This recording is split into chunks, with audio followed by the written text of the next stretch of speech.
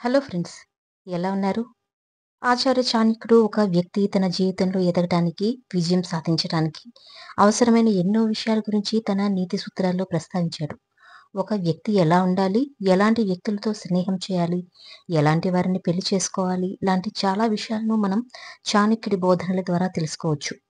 ఆచార్య చాణక్యుడి ప్రకారం ఒక వ్యక్తి 4 సందర్భాల్లో అస్సలు సిగ్గుపడకూడదు. సిగ్గుపడితే అతని జీవితం అక్కడే ఆగిపోతుంది. ఇంతకీ ఎలాంటి సందర్భాల్లో అలా ఉండకూడదో ఇప్పుడు తెలుసుకుందాం. చాణక్యుడు తన నీతి సూత్రాల్లో ఒక వ్యక్తి సిగ్గుపడకూడని 4 సందర్భాల గురించి పేర్కొన్నాడు. చాణక్య నీతిలో చెప్పిన ఈ 4 సమయాల్లో సిగ్గు లేదా సంకోచం ఉంటే ఆ వ్యక్తి ఎదుగుదల అక్కడే ఆగిపోతుందట. చాణక్యుడి ప్రకారం ఎప్పుడు సిగ్గుపడకూడదో ఇప్పుడు తెలుసుకుందాం. సంపద విషయంలో ఆచార్య చాణక్యుడి ప్రకారం సంపదకు సంబంధించిన విషయాల్లో ఒక వ్యక్తి ఎప్పుడూ సిగ్గుపడకూడదు. ఎవరైనా మీ దగ్గర డబ్బు అప్పుగా తీసుకుంటే వారిని తిరిగి ఇవ్వమని అడగటానికి వెనుకాడకండి. మీ ప్రవర్తన సిగ్గు, సంకోచంతో ఉంటే మీరు పదే పదే నష్టపోవాల్సి వస్తుంది. కాబట్టి ఇక్కడ సిగ్గుపడటం మంచిది కాదంటాడు చాణక్యుడు. ఇక ఆహారం విషయంలో చాణక్య నీతి ప్రకారం ఒక వ్యక్తి ఆహారం తినడానికి ఎప్పుడూ సిగ్గుపడకూడదు. అలా చేసేవారు ఎప్పుడూ ఆకలితో ఉంటారని చాణక్యుడు చెప్తాడు.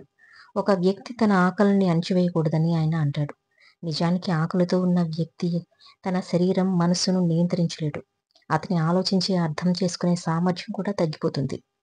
నేర్చుకునే దగ్గర ఏదైనా విద్యను నేర్పించే వ్యక్తి నేర్చుకునే వారి కంటే చిన్నవాడిగా ఉన్నప్పుడు కొందరు విద్యను పొందడానికి సిగ్గుపడతారు. కానీ ఆచార్య చాణక్యుడు చెప్పినట్లు మంచి విద్య ఎక్కడి నుండి వచ్చినా నేర్చుకోవాలి. మంచి విద్యార్థి అంటే ఎలాంటి సంకోచం లేకుండా అన్నీ అడిగి నేర్చుకునేవాడే. సిగ్గుపడేవారు ఎప్పుడూ వెనుకబడే ఉంటారు. అభిప్రాయాలు స్వేచ్ఛగా చెప్పడంలో అస్సలు సిగ్గుపడకూడదు. తప్పు, ఒప్పుల మధ్య వ్యత్యాసం తెలిసినా కొందరు మాట్లాడటానికి వెనకాడతారు. ఒక వ్యక్తి తన అభిప్రాయాలను స్వేచ్ఛగా వ్యక్తం చేయాలి. ఎలాంటి సంకోచం ఉండకూడదు. చాణక్య నీతి ప్రకారం సిగ్గుతో మాటలను అణచివేసేవారు జీవితంలో ఎప్పుడూ ముందుకు సాగలేరు. కాబట్టి ఎలాంటి సంకోచం లేకుండా జయించాలి.